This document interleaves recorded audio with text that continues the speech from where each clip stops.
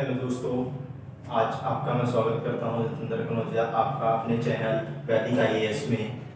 Last class में हमने पढ़ा था मौलिक अधिकार के बारे में। आज हम जानेंगे नीति निर्देशक तत्व के बारे में। मौलिक अधिकार को जब हमने पढ़ा था तो उसमें देखा था कि संविधान के भाग 3 के अंदर और अनुच्छेद 12 से लेकर 35 तक उसका वर्णन किया गया था भारतीय संविधान में। हम पढ़ेंगे आज आर्टिकल 36 से लेकर 51 तक और भाग 4 को। तो भाग 4 के अंदर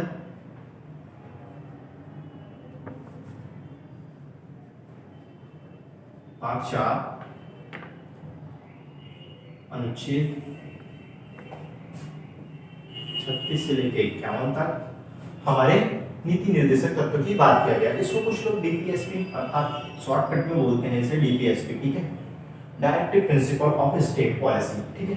अब देखते हैं इसके अंदर एक चीज और कि जो हमारे आर्टिकल है इसमें 36 से लेकर 51 तक बात की गई है। जो हमने पढ़ा था लास्ट क्लास में वो 12 से 35 तक पढ़ा था। अगर आपने हमारी वीडियो मौलिक अधिकार की नहीं देखी है तो डिस्क्रिप्शन बॉक्स के अंदर लिंक दी हुई है, उस पर आप क्लिक करके वीडियो देख सकते हैं, क्योंकि अगर उसको देख लेंगे तो आपको ये समझना थोड़ा बहुत ज्यादा आसान पड़ जाएगा।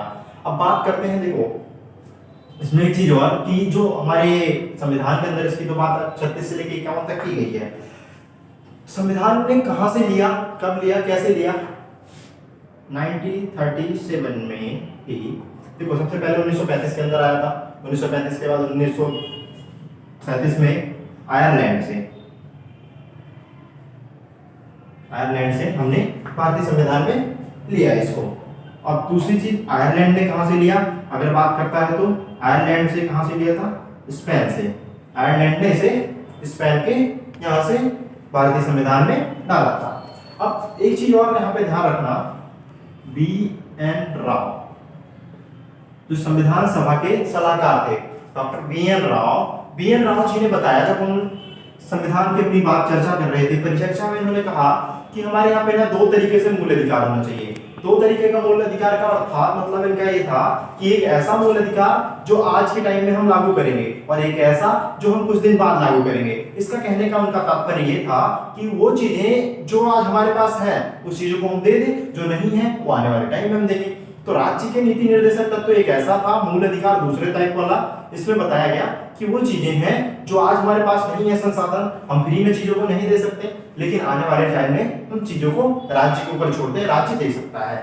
लेकिन मौलिक अधिकार जो था वो सारा हमें उसी टाइम मिल चुका है। और देखिए इसमें फिर इन्होंने क्या करा, डॉक्टर बी आर अम्बेडकर और डॉक्टर राजेंद्र प्रसाद, इन दोनों को भी ये चीजें सौंपी। तो डॉक्टर बी अम्बेडकर जी ने बताया कि भारतीय संविधान जो है यहाँ पे क्या करो तुम, ऐसा आयरलैंड से ले आओ और इसे आज के टाइम में हमें मौलिक अधिकार आज दे दो, और ये जो भाग 4 है हमारा, भाग 4 मतलब नीति निर्देशक तत्व, इसको हम क्या करेंगे बाद में लागू कर देंगे, राज्य के ऊपर डिपेंडेंट छोड़ देंगे। अब मूल अधिकार जो था इसको डॉक्टर बी आर अम्बेडकर की अगर मैं बात करूं तो इन्होंने कहा कि नीति निर्देशक तत्व और मूल अधिकार दोनों क्या है, ये आत्मा और दर्शन कहा इन्होंने। किसने कहा? डॉक्टर बी आर अम्बेडकर ने क्या बताया इसे, नीति निर्देशक तत्व को और मौलिक अधिकार को, इन दोनों को इन्होंने कहा कि हमारे संविधान की आत्मा एवं दर्शन है, ठीक है। अब देखिए इसमें हम एक चीज और देखेंगे, इसमें अगला टॉपिक पढ़ेंगे विशेषता के बारे में।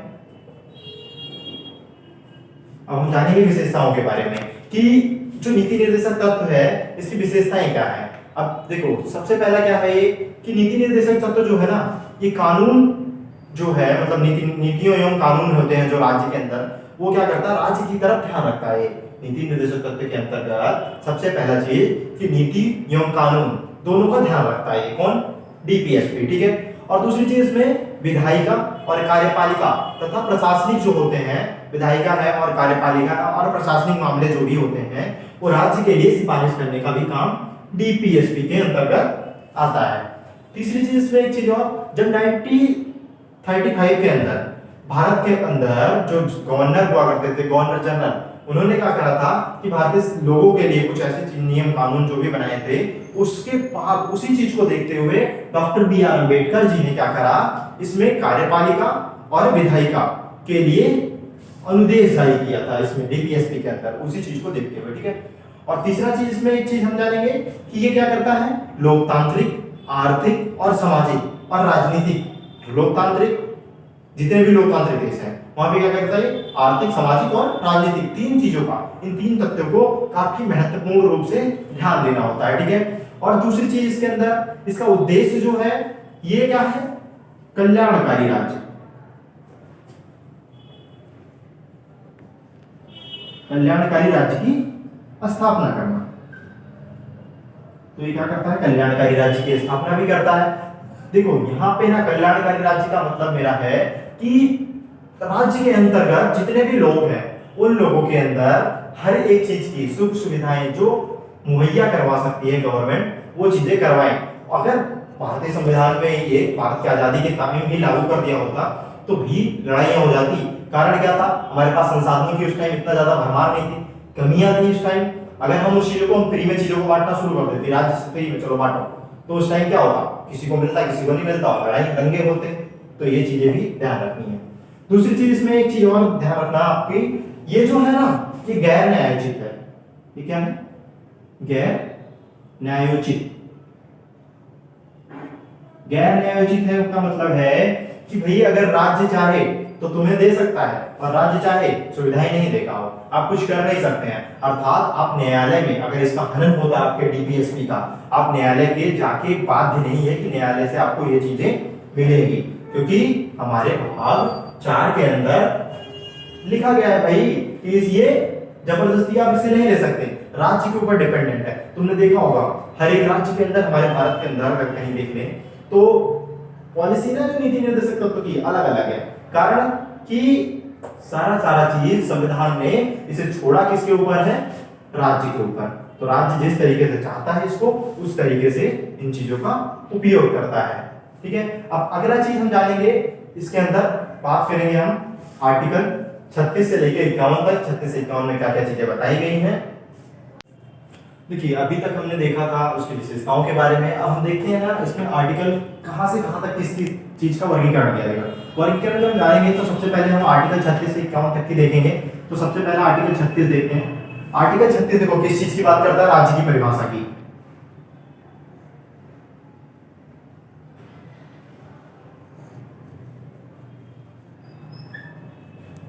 राज्य की परिभाषा देखो, अगर आपने मौलिक अधिकार देखा है तो आपके लिए बहुत फायदेमंद है, क्योंकि हमने इसको राज्य की परिभाषा की बात हमने एक और बार पढ़ा है मौलिक अधिकार में। कहां पे, आर्टिकल 12 के अंतर्गत। आर्टिकल 12 में भी तो यही पढ़ा था कि राज्य की परिभाषा देता है। तो यहाँ पे भी देखो आर्टिकल 36 में भी वही चीजें लिखी गई है सेम। क्या करता है, नीति निर्देशक तत्व के अंतर्गत आर्टिकल 36 राज्य की परिभाषा की बात करता है।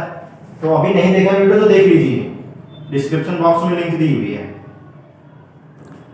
37 में देखते हैं, देखिए न्यायालय में क्या है, ये परिवर्तनीय नहीं है या वाद्य योग्य नहीं है। न्यायालय में परिवर्तनीय या वाद्य योग्य नहीं है। अर्थात अगर राज्य चाहे तो आपके नीति निर्देशक तत्वों को छीन भी सकता है और राज्य चाहे तो दे भी सकता है। जैसे बात करें अगर हम उत्तर प्रदेश की, उत्तर प्रदेश के अंदर ही अखिलेश यादव जी की सरकार में महिलाओं को, वृद्ध को जो 60 साल से ऊपर थे उनको 500 रुपए वाली पेंशन देती थी, लेकिन योगी जी की सरकार आई, उन्होंने काम कर ये देना बंद कर दिया। या अगर किसी और राज्य की बात करें, जैसे दिल्ली है, दिल्ली में केजरीवाल जी अभी बिजली का बिल 200 यूनिट से कम में फ्री दे रहे हैं। अगर बीजेपी की या कांग्रेस की सरकार आती है तो वो चाहेगी तो नहीं देगी, उसमें कोई आप ये नहीं कि भी अगर केजरीवाल ने दिया था तुम दे दो, ये करके तुम न्यायालय नहीं जा सकते। न्यायालय ये क्योंकि वाद योग्य नहीं है, इस पे आप जबरदस्ती नहीं अधिकार अपना जमा सकते। लेकिन जो मौलिक अधिकार था जबरदस्ती अधिकार जमा सकते थे, न्यायालय जा सकते थे आप। उसमें जो भी तुम्हें अगर हनन होता था तो आप उसमें अपने अधिकारों को ले सकते थे दोबारा से। देखिए आर्टिकल 38 क्या बोलता है, आर्टिकल 38 बोलता है राज्य जो है ना लोक कल्याण के लिए, राज्य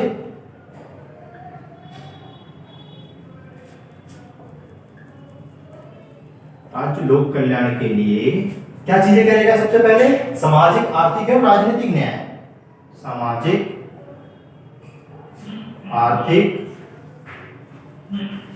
एवं राजनीतिक न्याय,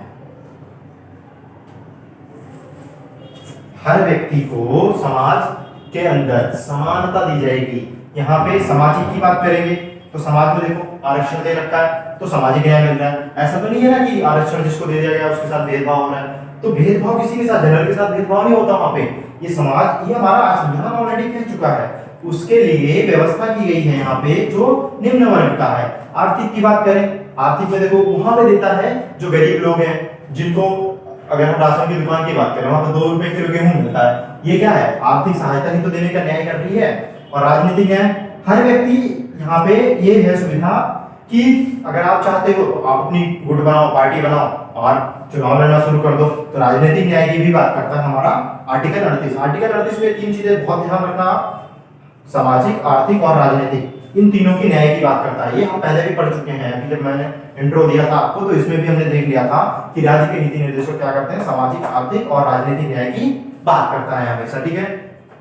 आर्टिकल 39 होता है,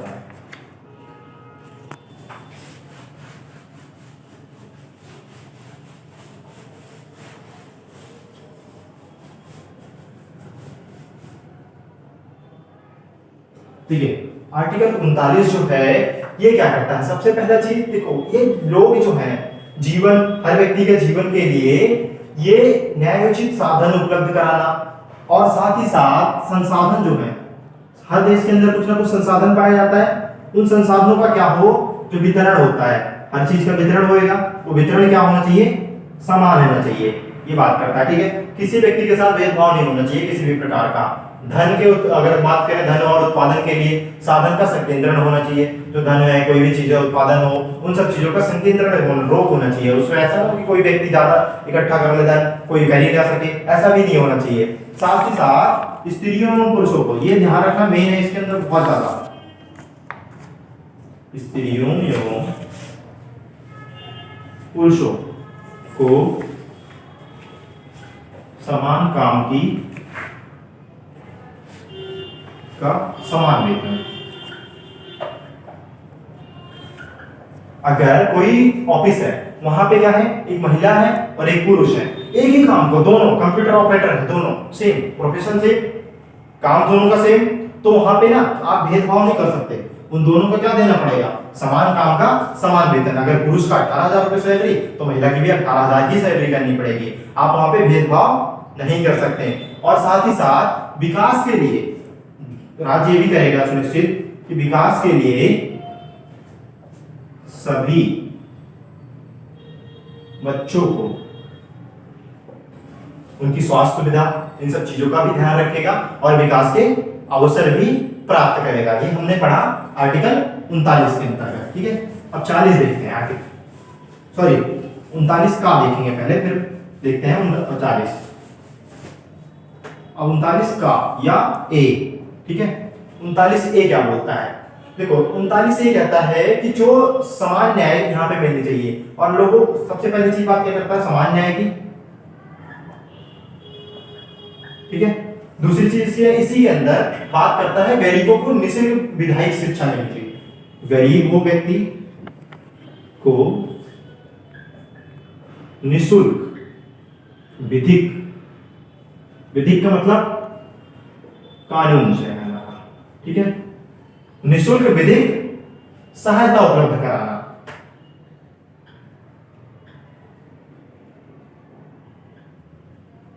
और साथ ही साथ देखो क्या करेगा राज्य कि जितने भी गरीब व्यक्ति, अगर मान लो मैं गरीब हूं, मेरे पास है नहीं इतना पैसा कि मैं जाके न्यायालय के अंदर किसी भी प्रकार का अपना एक वकील कर सकूं, तो उसमें क्या होएगा, राज्य है क्या हमारे निःशुल्क विधिक शिक्षा देती है, ठीक है, निःशुल्क सहायता, निःशुल्क विधिक सहायता देने के लिए कार्य करती है।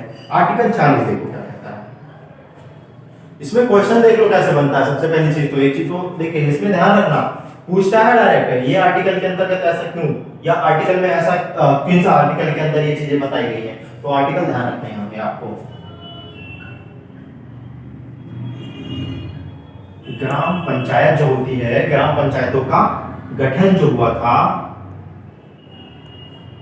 ग्राम पंचायत का गठन आर्टिकल 40, जिससे क्या हो सके, ग्रामीण स्तर पर विकास किया जा सके। और ये कब किया गया था, अगर हम बात करें आर्टिकल 40 की, तो इसमें संशोधन किए गए थे। 73 और 74 संशोधन था, जिसके अंतर्गत ये चीजें की गई थी। ठीक है, आर्टिकल 40 है। अब आर्टिकल 41 देखिए क्या बोलता है। देखिए आर्टिकल 41 है, जो आर्टिकल 41 क्या बोलता है कि कुछ दशाओं में सरकारी सहायता, जैसे वृद्धि अवस्था में, बच्चों की शिक्षा के लिए, सार्वजनिक सहायता के लिए, इन सब दशाओं को क्या करेगा, सरकारी दशाओं में कुछ कुछ लिख देता हूं, कुछ दशाओं में सहायता, कुछ दशाओं में सरकारी सहायता, सरकारी सहायता के अंतर्गत क्या आ जाता है, एग्जाम्पल के लिए अगर हम देखें, बुढ़ापे में ध्यान देगा, वृद्धों को उनके लिए स्वास्थ्य सुविधाएं, पेंशन की व्यवस्था, इन सारी चीजों को करना। शिक्षा, सरकार क्या करे, शिक्षा पे काम करे, ज्यादा से ज्यादा मुफ्त शिक्षा देने के लिए कार्य कर सके। तीसरी चीज इसके अंदर क्या है, सार्वजनिक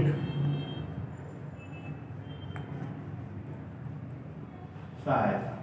सार्वजनिक सहायता का मतलब है कि ऐसे कुछ कार्य करे जिसमें सभी लोगों का जन कल्याण हो सके। लोक कल्याण की बात करता हूं तो यहाँ पे भी लोगों का कल्याण हो सके, जिससे इन चीजों पे भी ध्यान रखेगी आर्टिकल 41 के अंतर्गत। ठीक है, आर्टिकल 42 क्या बोलता है, आर्टिकल 42 जो है कहता है कि न्याय संगत और मनोचित, न्याय संगत मतलब हर चीजों को समान न्याय देगी, मनोचित का मतलब होता है, मनोचित दशाओं में मतलब किसी व्यक्ति की मेंटली चीज, इन चीजों का ध्यान रखेगी। साथ ही साथ प्रसूति सहायता, प्रसूति सहायता का उपबंध कराती है। जैसे प्रसूति का मतलब क्या होता है, देखिए मतलब सरकारी चीजों के लिए, जैसे कि महिलाएं होती हैं, उन सब चीजों के भी सहायता प्रदान करना, इन चीजों का काम हमारे आर्टिकल 42 के अंतर्गत होता है। आर्टिकल 43 देखिए, ये थोड़ा सा लंबा है। आर्टिकल 43, आर्टिकल 43 के अंतर्गत क्या बोलता है कि सभी कामगारों को, जितने भी काम करने वाले लोग हैं, उनको क्या करना है, निर्वाह मजदूरी। जैसे सपोज करो कोई व्यक्ति है, काम करता है, तो उसके जीवन निर्वाह के लिए उसको क्या जरूरत है, पैसे की जरूरत है, तो उनको मजदूरी मिलनी चाहिए निर्वाह करने के लिए। ठीक है, दूसरी चीज इसमें शिष्ट जीवन स्तर होना चाहिए, जीवन स्तर उनका ऊंचा होना चाहिए, और सामाजिक सांस्कृतिक अवसर मिलने चाहिए। ऐसा ना हो कि समाज के अंदर कुछ चीजें हो रही हैं या सांस्कृतिक समारोह हो रहा है, उसमें अवसर ना मिले व्यक्ति को, अगर तो गलत है। तो इन चीजों को मिलना आवश्यक है आर्टिकल 43 के अंतर्गत। ठीक है, अब 43 के अंतर्गत इसमें ना काफी चीजों की बात करा। आर्टिकल 43 का अर्थात ए, आर्टिकल 43 का क्या बोलता है कि उद्योग प्रबंधन, सबसे पहले चीज क्या बोलता है, उद्योग प्रबंधन की बात बोलता है। प्रबंधन का मतलब मैनेजमेंट होता है, ध्यान रखिएगा, उद्योगों का प्रबंधन करना, और साथ ही साथ उद्योगों को ऐसा प्रबंधन करना होगा जो कर्मकार लोग हैं, कर्मकारों का मतलब होता है जो कार्य करने वाले लोग हैं, उनकी भागीदारी ज्यादा से ज्यादा बढ़ सके उसमें। ठीक है, जिससे देश का भी विकास हो, लोगों का भी विकास हो, इन चीजों को भी ध्यान रखना है। 43B या खा बोल सकते हो आप। आर्टिकल 43B के अंतर्गत क्या बोलता है, इसमें कहता है भी सरकारी समितियों का प्रोत्साहन करना।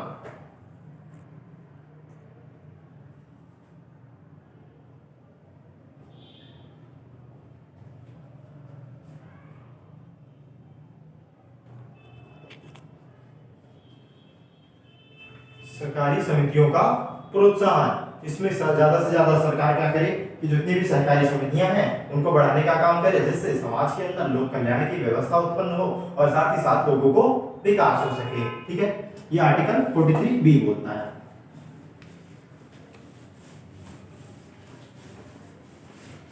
अब हम नेक्स्ट में बात करते हैं 44 की, आर्टिकल 44 की। इसमें 44वां क्या कहता है, नागरिकों के लिए समान नागरिक संहिता होनी चाहिए, कि नागरिक जो भी हैं उनके लिए क्या होनी चाहिए, समान नागरिक, समान नागरिक संहिता। हर व्यक्ति को क्या कहना चाहिए, समान न्याय मिलना चाहिए, समान चीजें कानून होने चाहिए उनके साथ, किसी के साथ अंतर्गत अलग अलग चीजें नहीं होनी चाहिए। आर्टिकल 45 देखिए, आर्टिकल 45 कहता है कि बालपन के पूर्व, मतलब जो बच्चा है, बच्चे के बाद जब वो व्यक्ति मतलब बच्चा 6 वर्ष का होता है, 6 वर्ष के बाद या 5 वर्ष तक उसकी आयु जितनी कम से कम आयु के अंतर्गत बच्चों को शिक्षा देने का कार्य करना शुरू कर दे सरकार। मतलब शिक्षा की बात करता है बच्चों की, बच्चों को ज्यादा से ज्यादा शिक्षित कर सके और मुफ्त शिक्षा की ओर ध्यान आकर्षित करना। ये नहीं कि प्राइवेट स्कूलों के लिए, तो ज्यादा से ज्यादा जब ज्यादा एजुकेटेड होगा तो समाज का अपने आप विकास होता चले जाएगा। तो ये आर्टिकल 45 बोलता है, ठीक है। तो देखिए आर्टिकल 46 जो है 46 ये क्या बोलता है, SC ST OBC SC ST OBC and other, ठीक है। उसमें क्या है कि कमजोर वर्ग है ना, इन कमजोर वर्गों के लिए क्या करेगा कि राज्य जो है कहां कहां पे देगा, शिक्षा में आर्थिक सहायता। तुमने देखा होगा कई बार इनको स्कॉलरशिप भी ज्यादा मिलती है और इनको अदर चीजों के अंदर कट ऑफ में भी देखा, और ड्यू की अभी कट ऑफ निकली है उसमें भी सुविधाएं। तो SC ST OBC इनको क्या दी जाती है, आरक्षण दिया गया है। ये राज्य के हित के अंतर्गत है, राज्य चाहे तो जितना चाहे उतना दे सकता है, ये राज्य के ऊपर भी डिपेंडेंट होता है। एक तो है कि समानता, वो SC ST का जो आर्टिकल वहां पे बात हमने मौलिक अधिकार में बात करी थी, लेकिन उसके अलावा ये है शिक्षा वगैरह की आर्थिक सहायता के लिए 46 आर्टिकल के अंतर्गत दिया है, ठीक है। 47 देखिए, 47 बोलता है कि पोषाहार का स्तर बढ़ाना। मतलब जो राज्य है, राज्य के अंतर्गत लोगों के जीवन स्तर में सुधार आए, स्वास्थ्य सुविधाओं में अच्छा हो, मदिरा पान इन सब चीजों की, जैसे ड्रग्स हो गया, मदिरा हो गया, इन सब चीजों के ऊपर प्रतिबंध लगे। ये गांधी जी के विचार है। गांधी जी का मानना क्या था कि उस टाइम उनका मानना था कि भैया मदिरा पान इन सब चीजों पे रोक हो। मतलब ग्रामीण स्तर पे या शहरी स्तर पे जो आज के टाइम में जो युवा है मदिरा स्वास्थ्य सुविधाओं पे उन पे ध्यान नहीं दे रहा, इन सब चीजों में जो बढ़ रहा है उन चीजों को हटा दिया जाए। तो ये जन स्वास्थ्य वगैरह पे काफी ध्यान देता था आर्टिकल 47, ठीक है। आर्टिकल 47 के बाद 48 देखिए, 48 क्या बोलता है कि कृषि का मतलब पता है आपको, खेती बाड़ी, कृषि एवं पशुपालन, ये वो पशुपालन, कृषि और पशुपालन का संगठन बनाया जाए, जिससे क्या किया जा सके, आधुनिक तकनीकी जो है,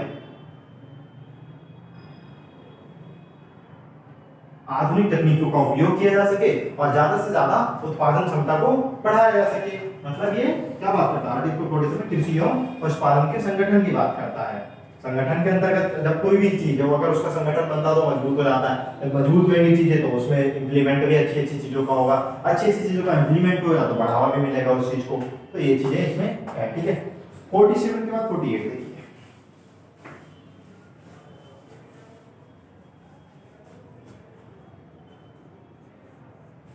आर्टिकल 48 जो है ये क्या बोलता है, सबसे पहले 48 तो हमने देख लिया, 48A देखिए। 48A के अंतर्गत क्या है, पर्यावरण संरक्षण की बात करता है। इसमें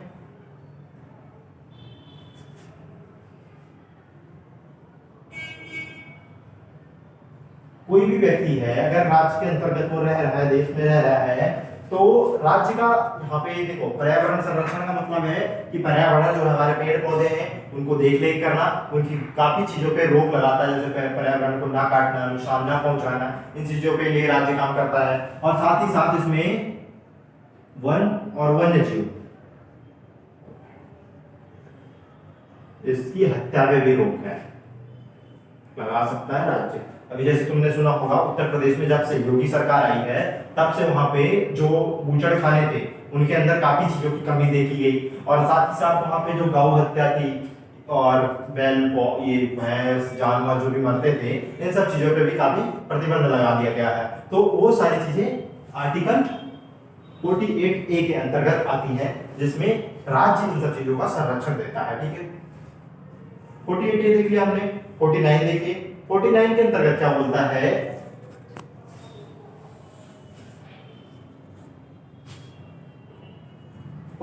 बोलता है कि भाई कि जितने भी राज्य के अंतर्गत ये भी होगा, स्मारक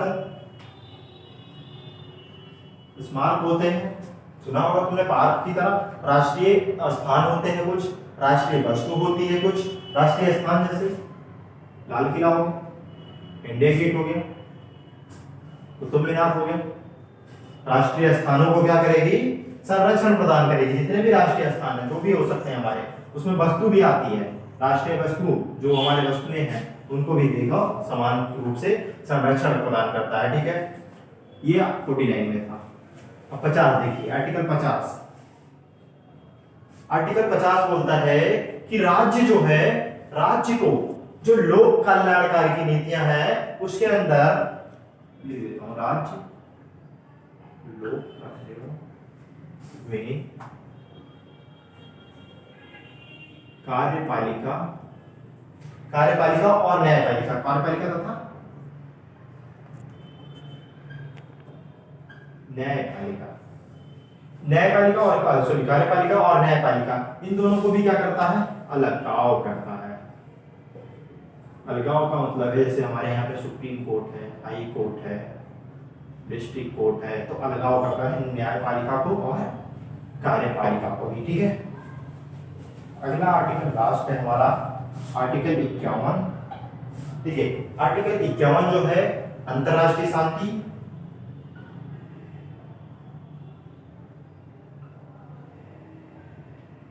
शांति एवं सुरक्षा की बात करता है। अंतरराष्ट्रीय शांति एवं सुरक्षा की बात करता है कि अंतरराष्ट्रीय स्तर पर हमें किस देश से किस तरीके से शांति बनाए रखनी है, कहां से किस तरीके से हमें सुरक्षा लेनी है, तो उन सब सारी चीजों की बात आर्टिकल 51 के अंतर्गत करता है। ठीक है, अंतरराष्ट्रीय शांति की बात जैसे WHO में हम हैं, WTO में हम हैं और UNO के अंदर हम हैं, तो ये शांति के लिए वहां पे हम काम करते हैं और सुरक्षा के लिए हम पे क्या हथियार है, किस तरीके से क्या बनाना है हमें, इन सब चीजों के लिए हम आर्टिकल 51 के अंतर्गत चीजों को ध्यान से रखते हैं। ठीक है, देखिए इसमें आलोचना के अंतर्गत हम देखेंगे कि इसमें आलोचना हर चीज की कोई ना कोई नकारात्मक और सकारात्मक चीजें होती हैं। तो इसके नकारात्मक में सबसे बड़ी चीज क्या थी कि कोई कानूनी, बताया गया इसको, कोई कानूनी इसको शक्ति नहीं है,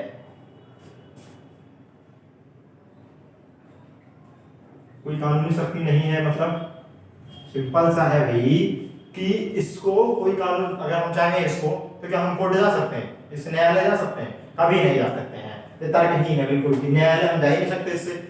ऐसा एक व्यक्ति थे जिनका नाम था वही केटी शाह, बहुत ही महान व्यक्ति थे। केटी शाह ने क्या कहा इसे, कर्मकांडी बताया। इन्होंने कहा नीति निर्देशक तत्व जो है ये क्या है, कर्मकांडी है। और इन्होंने क्या कहा इसको, इसको इन्होंने चेक की भांति बताया, बैंक के चेक, बैंक होता है ना, बैंक के अंदर चेक पड़ा जाता है, वो चेक की भांति है, निकालो जाओ, कुछ किसी काम का नहीं है, बर्बाद है। ठीक है, इन्होंने इस तरीके से इसकी बुराइयां करी। और दूसरा इसका एक व्यक्ति ने और इसे और लोगों ने अलग अलग चीजों से कहा, तो किसी ने इसे बताया तर्कहीन व्यवस्था है ये,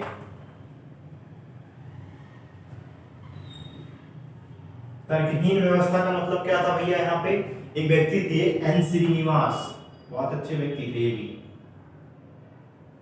कुछ नहीं कर सके तो टांग ही खींचे इन्होंने। एन श्रीनिवास थे, एन श्रीनिवास ने कहा कि ना तो ये उचित तरीके से, ना तो उचित तरीके से वर्गीकृत किया गया है इसे, और ना ही इसे क्या किया गया है, उचित तरीके से व्यवस्थित किया गया है। इनका मानना था कि इसे उचित तरीके से वर्गीकृत किया जाए, कहाँ पे क्या चीजें, और व्यवस्था पूर्ण ढंग से लगाया जाए, तो ये भी नहीं है। तो यहाँ से इन्होंने बताया तर्कहीन व्यवस्था, ये इन एक ने बताया कानूनी व्यवस्था, इसको शक्ति नहीं प्राप्त है। एक चीज और देख लीजिए इसमें, तीसरा इन्होंने एक चीज और इसमें बताया कि रूढ़िवादी है। रूढ़िवादी का मतलब होता है जो पुरानी परंपराओं पे प्रचलित हो, बहुत ज्यादा पुरानी हो। तो इन्होंने कहा कि ये 20वीं सदी में तो ठीक है, कुछ लोगों ने इसमें पाश्चात्य लोग थे, उन्होंने कहा 20वीं सदी के लिए ठीक है,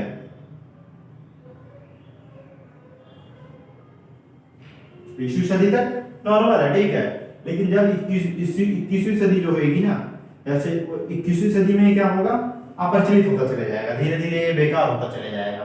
तो यहाँ हमने आलोचना में ये चीजें देखी